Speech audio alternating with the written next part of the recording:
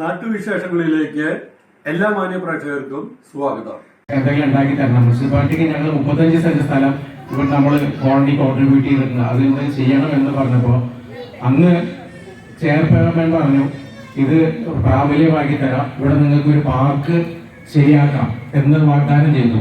അതിന്റെ അടിസ്ഥാനത്തിൽ അന്ന് അദ്ദേഹം ആ വർക്ക് തുടങ്ങി.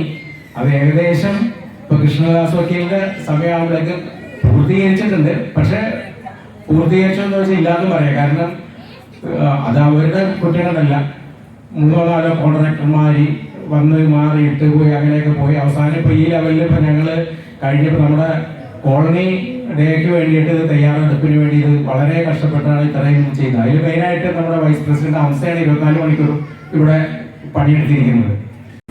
രാജ്യം വളരെ കരുതലോടെ ഒറ്റക്കെട്ടായി മുന്നോട്ട് പോകുന്നു എന്നുള്ളതിനെ സംബന്ധിച്ച് വളരെ പ്രത്യക്ഷമായി നമുക്ക് കാണാൻ സാധിക്കുന്നു എന്നുള്ളത് അഭിമാനകരമായ ഒരു മുഹൂർത്തമാണ്.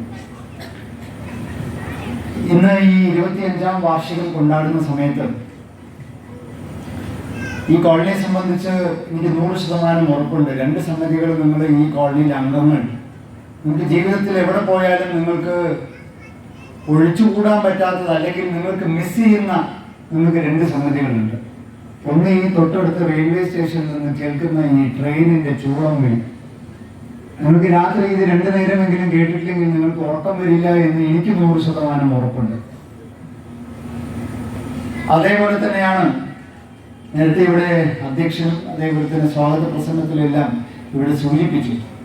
വർഷാവർഷം മഴക്കാലം വരുന്ന സമയത്ത് ഇവിടെ ഫ്ലഡിങ് നടക്കുന്നത് ഒരു പതിവായിട്ടുള്ളൊരു സംഗതിയാണ് എന്ന് ഞാൻ മനസ്സിലാക്കുന്നു. അപ്പോൾ ഈ കോളനിയിലെ നിവാസികൾക്ക് ഈ 2 സംഗതികൾ ലോകത്തെ ഏതറ്റത്ത് പോയാലും മഴക്കാലമായാൽ വീട്ടിൽ അവിടെ ഫ്ലഡിങ് വന്നിട്ടുണ്ടോ, വെള്ളപ്പൊക്കം വന്നിട്ടുണ്ടോ എന്നുള്ളൊരു ചിന്ത ഇവിടെ സ്വാഭാവികമായിട്ടും അലട്ടുന്നതാണ്. ചൂളവിളിയെ സംബന്ധിച്ച് നമുക്ക് പിന്നെ പ്രശ്നമൊന്നുമില്ല, അത് നമുക്ക് ശീലമായി, അത് നമുക്ക് ഒരു ഉപദ്രവമാണ് എന്ന് ഞാൻ കരുതുന്നില്ല. പക്ഷേ ഈ ഇവിടെ നടക്കുന്ന വെള്ളപ്പൊക്കത്തെ സംബന്ധിച്ച് ഇന്നിപ്പോൾ എല്ലാ സ്ഥലങ്ങളിലും സന്ദർശിക്കാനുള്ളൊരു സാഹചര്യം ഉണ്ടായിരുന്നു. ഞാൻ പോയി നോക്കിയ സമയത്ത് ഇത് സത്യത്തിൽ തോടല്ല, ഇത് ഒരു ഇറിഗേഷൻ കനാലാണ്. അപ്പോൾ മൈനർ ഇറിഗേഷന്റെ കനാൽ എന്ന് പറയുന്ന സമയത്ത് ഇത് ആ വസ്തു അതിൻ്റെ ഒരു ഉടമസ്ഥാവകാശം എന്ന് പറയുന്നത് ഇറിഗേഷൻ ഡിപ്പാർട്ട്മെന്റാണ്. അപ്പൊ നഗരസഭയിൽ ഇത് എന്തെങ്കിലും ചെയ്യുന്നതിന് സ്വാഭാവികമായിട്ടും പ്രായോഗികമായ ബുദ്ധിമുട്ടുകളുണ്ട്. വേറൊരു ഡിപ്പാർട്ട്മെന്റിന്റെ കൈവശമുള്ള ഒരു വസ്തുവിൽ മറ്റൊരു ഡിപ്പാർട്ട്മെന്റിന് തൊടാൻ പോലും അധികാരമില്ല.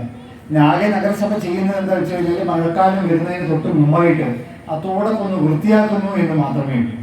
അപ്പൊ സത്യത്തിൽ നമ്മൾ അവിടെ ഞാനിത് കണ്ട സമയത്ത് അവിടെ വലിയ മരങ്ങൾ നിൽക്കുന്നു. ആ കനാലിൽ വലിയൊരു ആൽമരം 2 സ്ഥലത്ത് കണ്ടു. അപ്പൊ അതിപ്പോ മുറിക്കാന്നൊക്കെ ഞാൻ അധ്യക്ഷനോട് പറഞ്ഞെങ്കിലും പിന്നീടാണ് ആലോചിച്ചത് ആ മരം ഇറിഗേഷന്റെ മരമാണ്.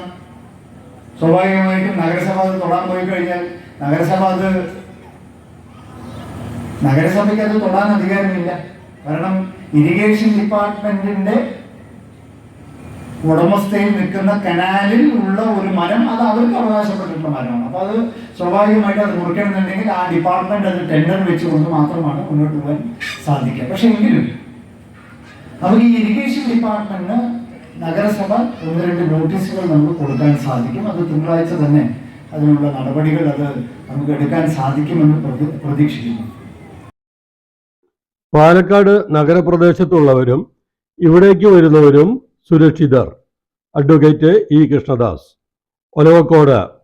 പാലക്കാട് നഗരപരിധിക്കുള്ളിൽ 177 നിരീക്ഷണ ക്യാമറകൾ സ്ഥാപിച്ചിട്ടുണ്ടെന്നും പോലീസ് ഉദ്യോഗസ്ഥരും നഗരസഭ സെക്രട്ടറിയും നിരീക്ഷിച്ചുകൊണ്ടിരിക്കുന്നതിനാൽ പാലക്കാട് നഗരത്തിലുള്ളവരും ഇവിടേക്ക് വരുന്നവരും സുരക്ഷിതരാണെന്ന് നഗരസഭ vice chairman advocate E Krishnadas.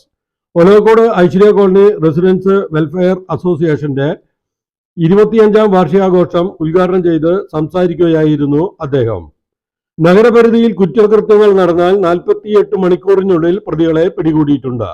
ഹരിതകർമ്മസേനയും contingent ജീവനക്കാരും പ്രവർത്തിക്കുന്നതിനാൽ റെയിൽവേ സ്റ്റേഷൻ പരിസരമൊഴികെ മറ്റെല്ലായിടത്തും മാലിന്യമുക്തമാണെന്നും ഇ കൃഷ്ണദാസ് പറഞ്ഞു. Colony president advocate Stanley James അധ്യക്ഷനായി. കോളനി പാർക്കിംഗ് സ്ഥാപിച്ച ഹൈമാസ്ക് ലൈറ്റ് ഉദ്ഘാടനം, സിൽവർ ജൂബിലി ആഘോഷ കേക്ക് മുറിക്കൽ എന്നിവ അഡ്വക്കേറ്റ് ഇ കൃഷ്ണദാസ് നിർവഹിച്ചു. മഴക്കാലത്ത് കോളനിയിൽ വെള്ളം കയറി കോളനി നിവാസികൾക്ക് താമസിക്കാനാവാത്തത് പരിഹരിക്കാനുള്ള നടപടിയെടുക്കണമെന്ന് ആവശ്യപ്പെട്ടുള്ള നിവേദനം കോളനി പ്രസിഡന്റ് നഗരസഭാ വൈസ് ചെയർമാന് നൽകി. Councillor Deepa Manikandan, secretary Omana Ramachandran, joint secretary Ancy James, Rajan Varghese, treasurer Ananthanarayanan എന്നിവർ സംസാരിച്ചു. തുടർന്ന് വിവിധ കലാപരിപാടികളും ഗാനമേളയും ഉണ്ടായി.